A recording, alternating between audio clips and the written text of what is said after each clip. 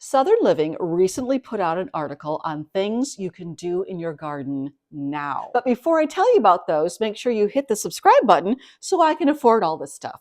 And you'll want to stick around for the last one because it's the most fun part. Number one, get rid of winter debris. And we're talking sticks, things that are on the ground, leaves, just all that stuff that collects in the winter that's not really attractive. You can do that at any time, and why not do it now when it's still a little bit chilly, but nice enough to be outside? That's number one.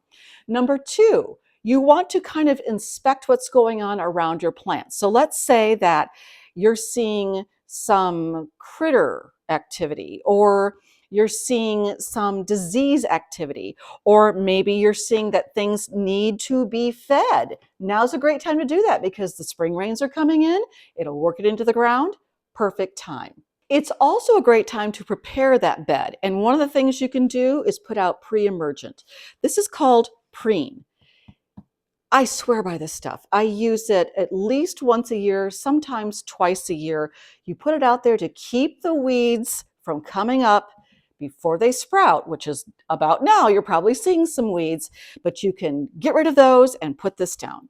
You also want to inspect your pots. Now, this is a pot that's got some great growth on it. I do not get rid of this patina, but I don't want to use this soil that's still in here. This is not good soil. So what I'll do is I'll get rid of this soil. I'll dump it into the landscape, or you can just put it in the trash if you want to, and I will clean out the inside of that pot. And now it will be ready for whatever I need to pot this spring. All right, and now the last one.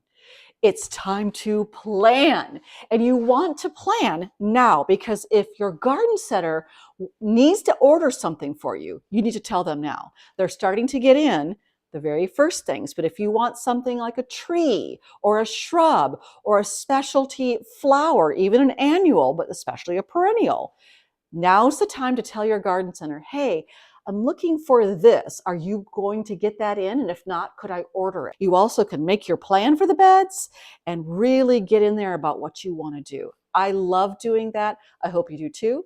And I hope you subscribe.